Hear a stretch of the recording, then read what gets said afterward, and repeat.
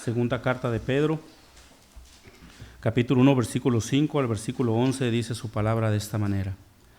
Vosotros también, poniendo toda diligencia, por esto mismo añadir a vuestra fe virtud, a la virtud conocimiento, al conocimiento dominio propio, al dominio propio paciencia, a la paciencia piedad, a la piedad afecto fraternal y al afecto fraternal amor. Porque si estas cosas están en vosotros y abundan, no os dejarán estar ociosos ni sin fruto en cuanto al conocimiento de nuestro Señor Jesucristo. Verso 9. Pero el que no tiene estas cosas tiene la vista muy corta, es ciego, habiendo olvidado la purificación de sus antiguos pecados, por lo cual, hermanos, tanto más procurad hacer firme vuestra vocación y elección, porque haciendo estas cosas no caerás jamás.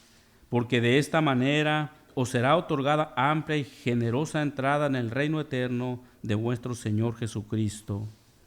Amén. Oremos, hermanos. Padre, nuevamente te damos infinitas gracias, Señor, porque tú eres bueno sin duda.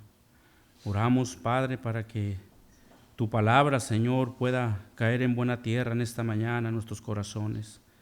Que tu palabra, Señor, nos confronte, nos exhorte, Padre, nos anime, nos fortalezca para seguir adelante, Señor. Confiamos en ella, Padre, y confiamos en tu hermoso Espíritu Santo, Señor, que deseamos haga la obra en nuestros corazones. Gracias infinitamente te damos. Amén. Esta mañana vamos a poner nuestra mirada en los versículos del 9 al 11. Hace 2 semanas atrás miramos cómo Pedro había exhortado a la iglesia a adoptar estas 7 cualidades, las cuales miramos del del versículo 5 al 7. Y ahora veremos cómo Pedro animará a estos mismos creyentes a que consideren y que sean diligentes en tener en su vida estas cualidades, ya que de lo contrario, si las ignoran, podría traerles consecuencias negativas a sus vidas.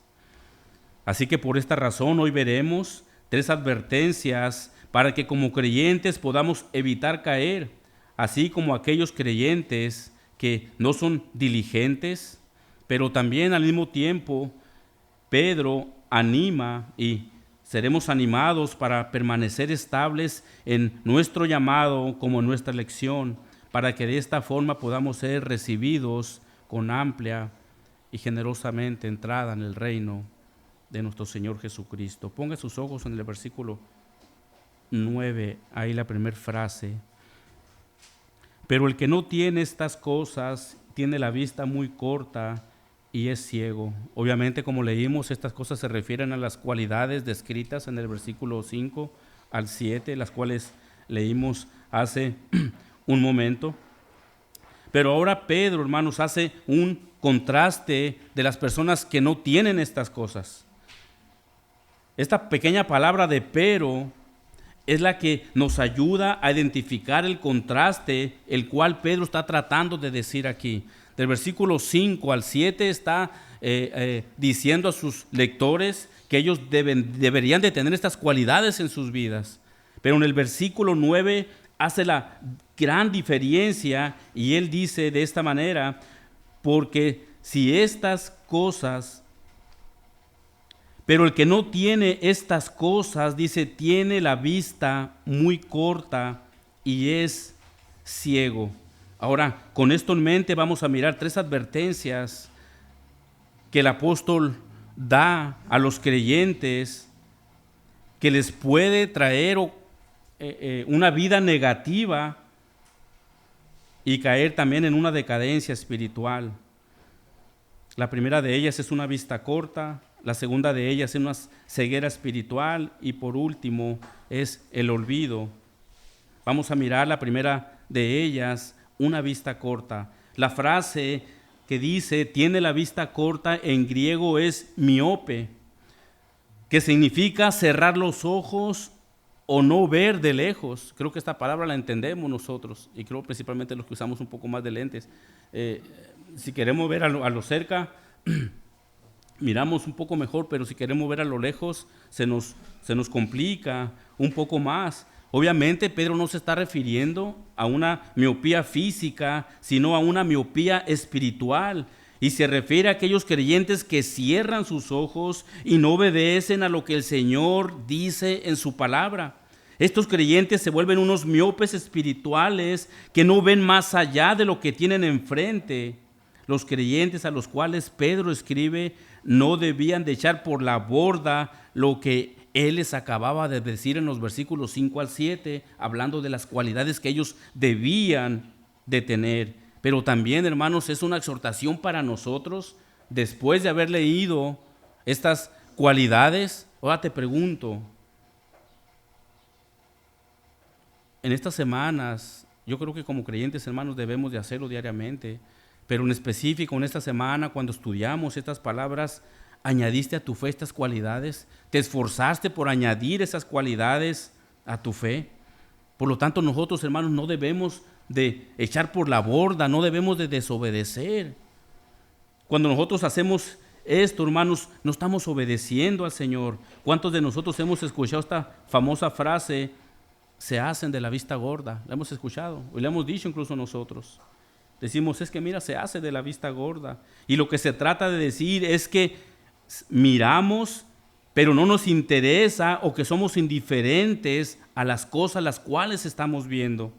Cerramos nuestros ojos. Pedro dice que estas personas que tienen la vista corta son aquellas que carecen de discernimiento y solo pueden ver borrosamente estos valores espirituales, pero son incapaces de poder percibir la importancia de ellos.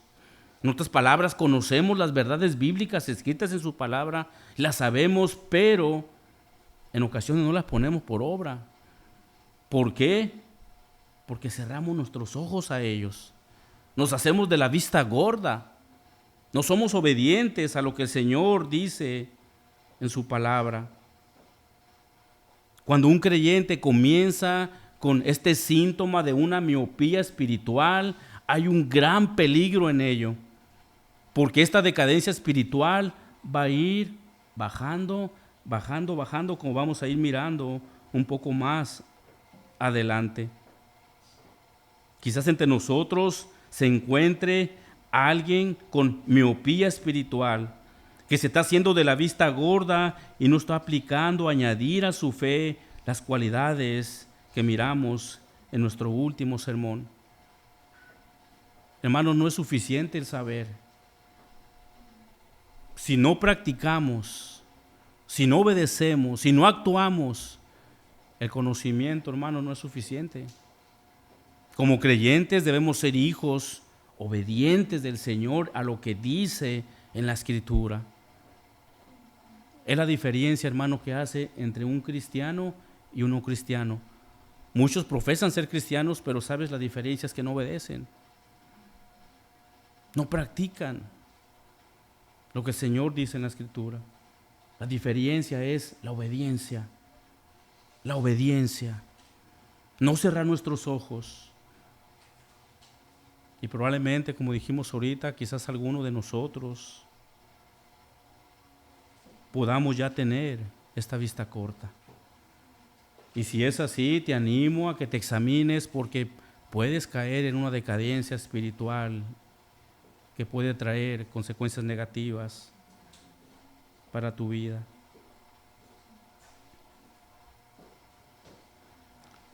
El punto número 2, una ceguera espiritual. Esto nos lleva al punto 2. Ahora, en este punto, la persona que ha dejado de ser miope espiritualmente, que antes veía un poco, ahora entra a un estado de ceguera espiritual por falta de tener las cualidades mencionadas por Pedro.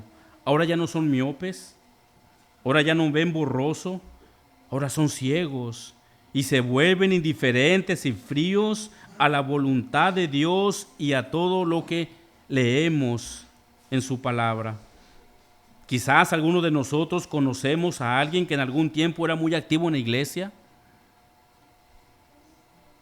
y quería estar participando en todos los eventos que se realizaban ahí, pero con el paso del tiempo quizás lo identificaste ahora de una manera muy fría. Han dejado de ser activos y la razón es porque ellos han llegado a una ceguera espiritual. Ellos han cerrado sus ojos.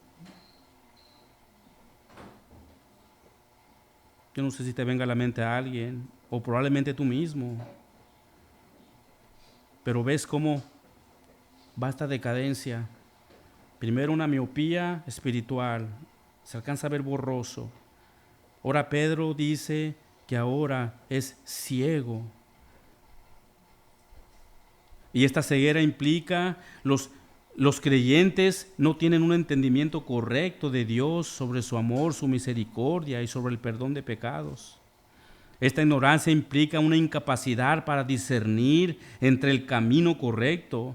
Esta ceguera les impide poder discernir entre lo bueno y lo malo y se vuelven vulnerables a las tentaciones y al pecado, al grado de que cuando se cometa algún pecado ya no hay ese lamento de dolor en su corazón por haber ofendido a Cristo, a quien murió por sus pecados. Estas personas se vuelven frías por completo. Ya no hay ese lamento que hay en el corazón del creyente cuando ofende a su Dios. Ya no hay. Estas personas miran su pecado como algo tan natural y comienzan a practicarlo sin ningún temor al Señor. ¿Y sabes cuál es la razón? Su vida espiritual comenzó a decaer. Comenzó a decaer su vida espiritual. Esta ceguera es tan pecaminosa que puede ocasionar que el creyente se aleje de Dios. Amada iglesia, estamos en un tiempo en que todo creyente, lejos de cerrar sus ojos a lo espiritual, debemos de abrirlo más y más cada día para que el Señor nos dé entendimiento para poder vivir en este mundo en decadencia de pecado. Debemos de esforzarnos como creyentes. Debemos de estar ejercitando la piedad diariamente. No olvidarnos. Si tú eres un creyente genuino, el Señor te exhorta a seguir buscando, viviendo de una manera piadosa. Ahora Pedro les dirá la consecuencia de su ceguera. Por último, el olvido. Cuando el creyente no se está esforzando por ejercer las cualidades mencionadas anteriormente, comienza entonces a caer hasta llegar al olvido. Como humanos, hay cosas que olvidamos por los años, cosas que dijimos o hicimos un tiempo atrás. Nos olvidamos, nuestra mente ya no es la misma. Pero como creyentes hay una cosa que jamás podemos olvidar. Y esta es que por medio de Cristo fuimos salvados, fuimos purificados de todos nuestros pecados. Eso debe de estar siempre en la mente del corazón del creyente. Cuando el creyente olvida esto, amada iglesia, está en peligro de regresar a los pecados de los cuales ya había sido purificados. Es lo que Pedro dice en la siguiente frase, vean ahí, pongan sus ojos, versículo 9. Pero el que no tiene estas cosas tiene la vista muy corta y es ciego, dice, habiendo olvidado la purificación de sus antiguos pecados. Este versículo se refiere al acto de ser limpiado de aquellos pecados los cuales el Señor ha perdonado. La idea central es que aquellos que han llegado a conocer a Cristo y han comenzado a vivir una manera centrada en los principios bíblicos cristianos, debe recordar continuamente la purificación que ha recibido a través del perdón de sus pecados en la muerte de Cristo en la cruz. Esta palabra de purificación, sin duda los lectores de Pedro entendieron lo que él estaba diciendo. En el Antiguo Testamento la purificación se lograba a través de rituales y sacrificios, Por ejemplo, lavados, se utilizaban baños o aspersiones con agua para limpiar el cuerpo de impurezas físicas o rituales, ofrendas. Se ofrecían, sacrificaban animales y se ofrecían sus partes a Dios como expiación por los pecados. Quemaduras, se quemaban objetos o animales contaminados para destruirlos y simbolizar la eliminación del pecado. Aislamiento, las personas con ciertas enfermedades o impurezas rituales eran aisladas de la comunidad hasta que eran purificadas. La importancia de la purificación era un aspecto fundamental en la vida religiosa en el Antiguo Testamento. Se consideraba necesaria para mantener una relación correcta con Dios y para poder participar en la adoración en el templo. Hermanos, la purificación era sumamente importante en el ámbito religioso en el Antiguo Testamento. Los ritos de la purificación también servían como recordatorios constantes de la santidad de Dios y de la necesidad de la expiación por el pecado. Los lectores entendieron lo que Pedro estaba diciendo. Ahora en el Nuevo Testamento, la Escritura nos dice que la sangre de Cristo es vista como el medio definitivo para la purificación de los pecados. En primera de Juan, capítulo 1, versículo 7, la última frase, bueno, leerlo todo. Pero si andamos en luz, como Él está en luz, tenemos comunión unos con otros, dice, y la sangre de Jesucristo, su Hijo, nos limpia de todo pecado. Primera de Juan 1:9, si confesamos nuestros pecados, Él es fiel y justo para perdonar nuestros pecados y limpiarnos de toda maldad.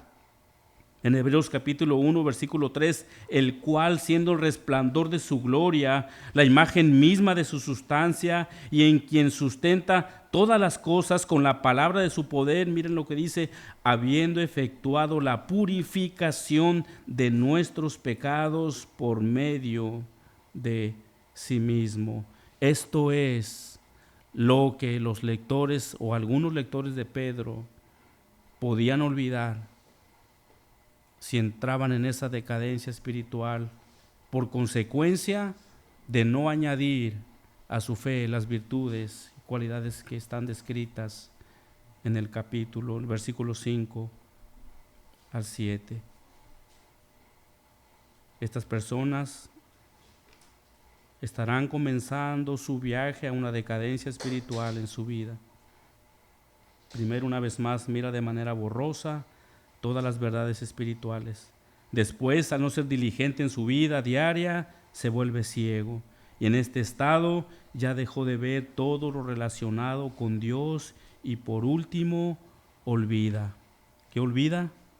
Se ha olvidado de que sus pecados fueron perdonados.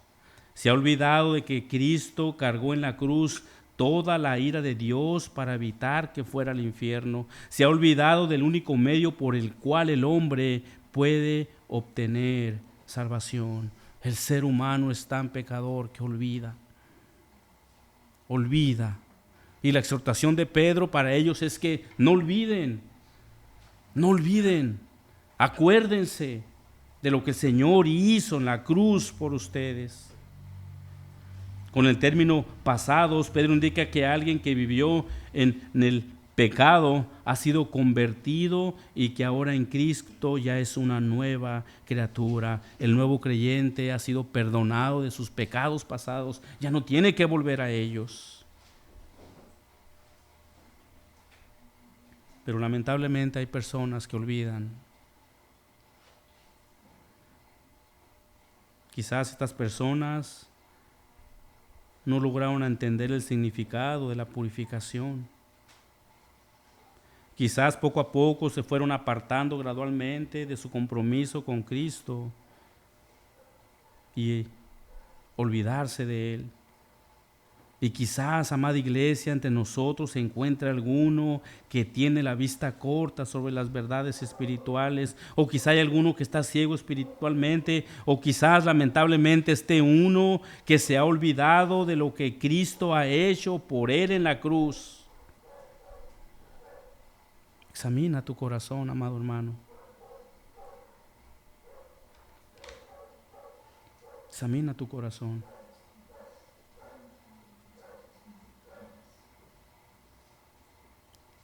Cuando una persona olvida que Cristo nos ha perdonado, no solamente olvida eso, ¿sabes qué también olvida?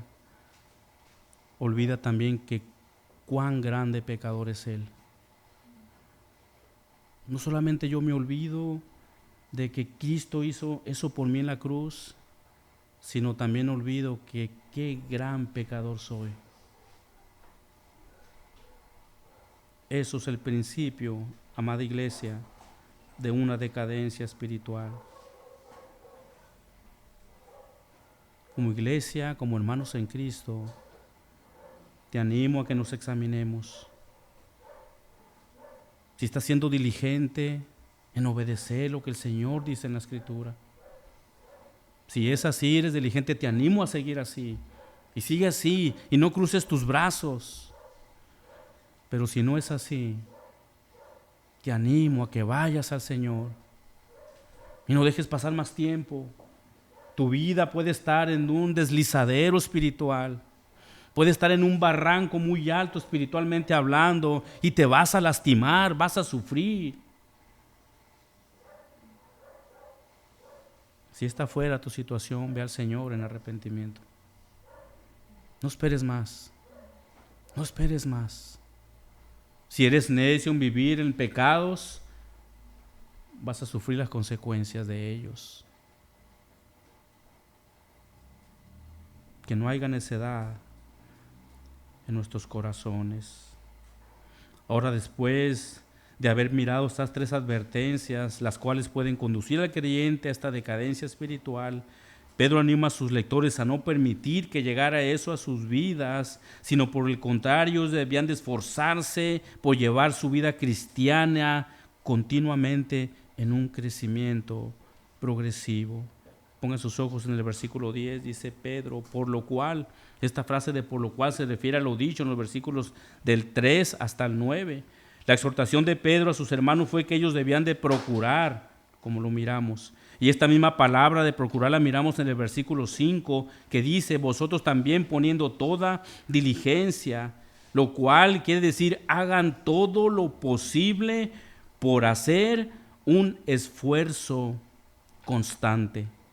Entonces Pedro está diciendo, por lo cual procurar, hagan todo lo posible, todo lo que esté a su alcance, gasten sus fuerzas al grado de quedar sin ellas,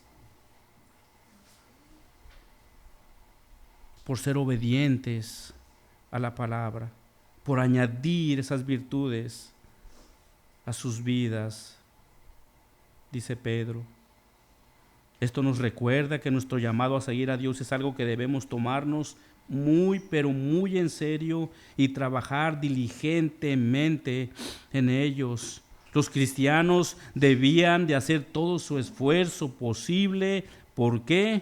Dice la siguiente frase, por tanto procurar hacer firme vuestra vocación y elección. Esta palabra de firme es lo mismo que estable. Ahora, ¿en qué debían de estar ellos estables? Dice, en vuestra vocación y elección.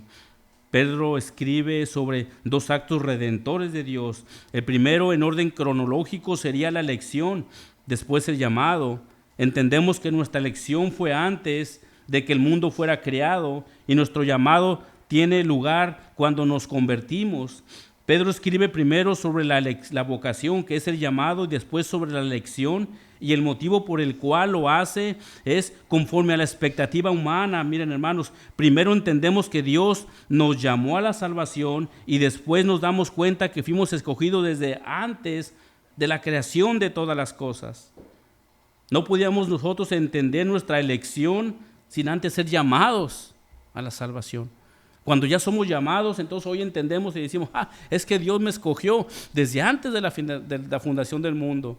No podía ser al revés. Será bien difícil para nosotros no ser creyentes y decir, Dios nos escogió antes de la fundación del mundo. Será muy difícil, pero Pedro usa la perspectiva humana para que podamos entender mejor lo que él está diciendo. El primero dice del llamado, después de la elección. Si no, no lo entenderíamos, pero su misericordia hoy entendemos que fuimos llamados, escogidos desde antes de la fundación del mundo. para que fuésemos sus hijos. Ahora el creyente puede confirmar una cosa y la otra cuando manifiesta el fruto del Espíritu en su vida de crecimiento diario. Una vida santa demuestra la realidad del llamado a la salvación. Como creyentes, ¿te estás esforzando en la santidad? Esto respaldará tu llamado y tu salvación. Cada uno de nosotros debemos de reflexionar sobre nuestras vidas y preguntarnos si estamos haciendo todo lo posible por asegurarnos de que nuestra vocación y elección estén firmes, estables. Entonces, ¿cómo podemos hacer firme nuestra vocación y elección? Una de las dudas más comunes que surgen con respecto a este versículo es si la salvación es condicional o incondicional, por lo que estamos mirando. Mientras que algunos cristianos creen que la salvación es incondicional y que una vez salvos, siempre salvos, otros creen que la salvación es condicional y que debemos seguir esforzándonos y creciendo en nuestra fe para mantener esa salvación. En el caso de este versículo, podemos decir que el esfuerzo para hacer firme nuestra vocación y elección es importante, pero nuestra salvación no depende de ello. Es decir, no podemos ganar nuestra salvación por nosotros mismos, sino que es un regalo de Dios que se nos otorga por gracia a través de la fe. Lo que podemos hacer en este versículo, según Pedro, es trabajar para fortalecer nuestra fe y crecer continuamente en ella. Y ese es nuestro deber. Ya somos salvos por la gracia de Dios. Sigamos trabajando para fortalecer nuestra fe. Si el creyente hace eso, puede estar seguro entonces de que nunca caerá y que su salvación está segura en las manos de Dios. Ahora esto es bien importante lo que vamos a mirar a continuación. Miramos ahí una palabra de caer.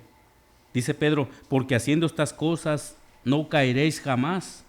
¿Acaso Pedro está sugiriendo que se puede perder la salvación? Claro que no.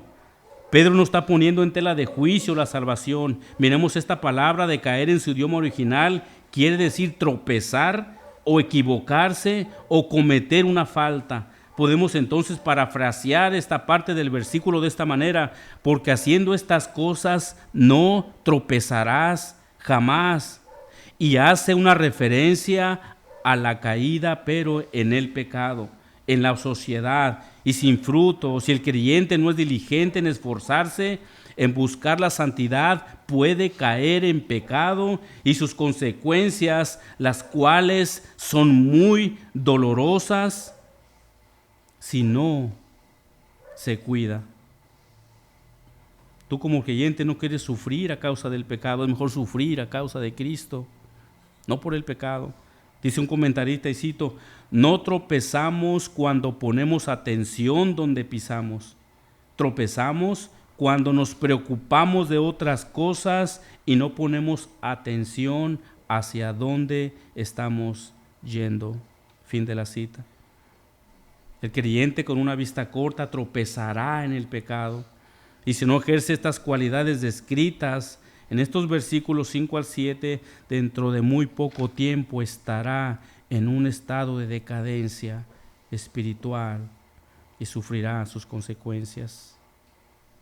Amada iglesia, este versículo que fue escrito hace mucho tiempo atrás sigue siendo relevante para nosotros hoy en día. Nos recuerda que nuestra fe es un regalo precioso que debemos cuidar y cultivar. El hacer un esfuerzo constante por vivir de acuerdo a lo escrito en su palabra, podemos experimentar una vida más plena y significativa y a su vez nos acerca más a Dios. ¿Qué significa para ti personalmente el llamado de Dios para tu vida? ¿Qué piensas tú de ello para ti? Creemos que únicamente Dios nos escogió nomás para ponernos en una iglesia. Tenemos mucho trabajo, hermanos, personalmente. Y después, en nuestra iglesia local. Pongan sus ojos en el versículo 11, porque de esta manera os será otorgada amplia y generosa entrada en el reino eterno de nuestro Señor y Salvador. Ahora Pedro les dirá que si ellos mantienen firme su llamado y elección, ellos recibirán una amplia y generosa entrada al reino del Señor. Es decir, sus esfuerzos en su vida tienen una recompensa eterna. La Nueva Versión Internacional traduce este versículo de la siguiente manera, dice el versículo 11, y se les abrirán de par en par las puertas del reino eterno de nuestro Señor y Salvador, Jesucristo. Básicamente este versículo habla de todos aquellos que son participantes de la naturaleza divina, versículo 4, de todos aquellos que se esfuerzan por añadir a su fe las cualidades descritas en el versículo 5, de todos aquellos que están mostrando fruto y no están ociosos en el versículo 8, de todos aquellos que no tienen la vista corta y miran a lo espiritual y a lo celestial, según el versículo 9. A ellos se les dará otorgada amplia y generosamente entrada en el reino de nuestro Señor Jesucristo. Hermanos, qué palabras de ánimo para los lectores cansados de Pedro. Y también lo es para nosotros el saber que todo esfuerzo por vivir una vida santa de piedad tiene una recompensa eterna. Este versículo nos habla de la recompensa del creyente que es diligente. Es una promesa que Dios hace a cada persona que confía en Él. Hermano, ¿qué tanto te estás esforzando? Este versículo nos asegura que no importa cuáles sean nuestras circunstancias o pruebas aquí en la tierra, podemos tener la seguridad de una vida eterna en el cielo, en la presencia de nuestro Señor y Salvador Jesucristo. Ahí terminará todo el sufrimiento humano. Hermanos, qué gozo para los lectores de Pedro escuchar. Este versículo también nos ayuda a recordar que nuestra vida aquí en la tierra es temporal y que hay una vida eterna que nos espera en el cielo. Si nuestras vidas están alineadas con los principios de Dios aquí en la tierra, nos podemos tener una garantía de que seremos recibidos en el reino eterno con una amplia y generosa entrada. Amada iglesia, manera de pregunta: ¿dónde estás ahora mismo? ¿Dónde tienes tu mirada ahora mismo? ¿Tienes la vista corta o quizás puedas estar ciego espiritualmente? O quizás ya olvidaste lo que el Señor hizo por ti, perdonándote todos tus pecados. Debemos ser diligentes cada día. Si como creyentes estamos siendo diligentes en tener estas cualidades en tu vida, te exhorto, te animo a que te consideres y que regreses a la senda del Señor. Te animo a que examines e identifiques si alguna de estas tres cosas, vista corta, ceguera espiritual o olvido, está en tu vida. Presta atención porque puedes comenzar a caer en una decadencia espiritual, la cual te puede llevar al pecado y a sus graves consecuencias. Y si puedes identificar una de ellas, es el momento que vayas al Señor en arrepentimiento y le pidas perdón y que Él afirme tu llamado y tu vocación. Para concluir, estos versículos los cuales miramos esta mañana de hoy fue una advertencia a no descuidar las cualidades mencionadas del versículo 5 al 7. Como creyentes debemos de esforzarnos para hacer firme nuestra vocación y llamado y recordar que nos espera un recibimiento muy amplio en el reino de Dios. Esto debe de ser de gran ánimo para nosotros. Pero también es verdad que ese recibimiento no será para todos. Dice Romanos capítulo 3, 23, por cuanto todos pecaron y están destituidos de la gloria de Dios. El versículo nos dice que todos aquellos pecadores están destituidos de la gloria de Dios. Esto desde la raza humana, desde Adán, El hombre nace en pecado y por consecuencia está muerto espiritualmente, y el resultado es que está separado eternamente de Dios. Pero Dios, que es grande en misericordia, envía a su Hijo Jesucristo a pagar todas esas rebeliones tuyas y mías en la cruz del Calvario, para poderte dar entrada a esa gloria eterna con nuestro Señor Jesucristo. Esa entrada tuvo que ser un precio, hermano, no es gratis. Y un precio muy alto. Isaías 53, versículo 4, ciertamente llevó él nuestras enfermedades, sufrió nuestros dolores, y nosotros le tuvimos por azotado, por Dios, por herido de Dios y abatido. Toda la ira de Dios centrada en su Hijo Jesucristo. Él fue quien lo mató, tomando tu lugar y el mío en la cruz del Calvario. Hermanos, ¿cómo podemos olvidar esto? ¿Cómo un creyente genuino puede olvidar esta gran verdad? No puede. No puede. Versículo 5, mas el herido fue por nuestras rebeliones, molido por nuestros pecados. El castigo de nuestra paz fue sobre él, y por su llaga fuimos nosotros curados. Él fue molido por nuestros pecados. Esos pecados pasados, Pedro dice, no vuelvan a esos pecados pasados, los cuales causaron esta muerte del Santo de Israel, del Dios 3 veces santo. No vuelvan a ellos. No cabe en la mente de Pedro decir, no olviden esos pecados pasados. Y creo que en tu mente ni en la mía puede suceder eso. Nadie daba por ti ni por mí un centavo en este mundo, mas el Señor lo dio todo, hasta su última gota en la cruz del Calvario. Hermanos, despertemos.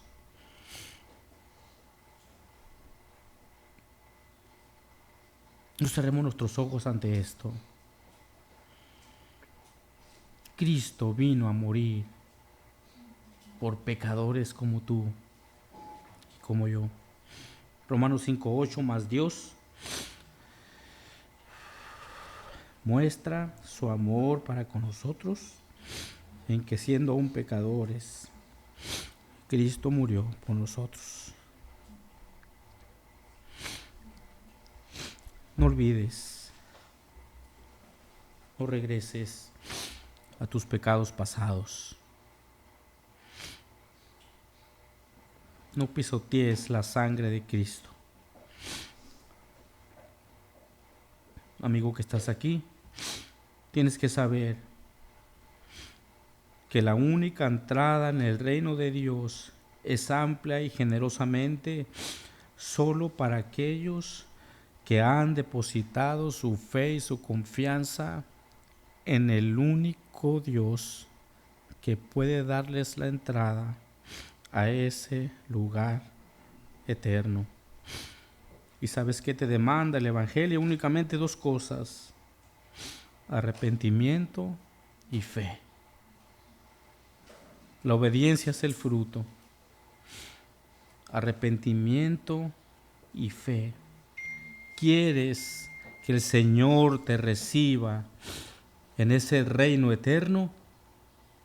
Arrepiéntete de tus pecados. Confía en Él y deja de vivir una vida de pecado voluntariamente. Padre, te damos gracias esta mañana, primero, Señor, por tu sacrificio eterno en la cruz, Padre. Perdónanos porque a veces nos olvidamos de tu obra redentora, Señor. Pensamos de que ya estamos del otro lado, que con eso es suficiente. No, Señor, tenemos tanto que hacer en nuestras vidas personales. Ayúdanos a santificarnos más y más y a no olvidar, Padre, lo que hiciste en la cruz hace un poco más de 2000 años. Gracias por llamarnos tus hijos. Gracias por cargar en ti toda la ira y enojo que era para mí, Señor. Ayúdanos, Padre, a examinar nuestra vida y fortalécenos por medio de tu palabra, Señor. Que tu nombre santo sea visto y manifestado en nuestras vidas. Reciba usted la gloria, la honra, la alabanza y el honor por los siglos de los siglos. Amén.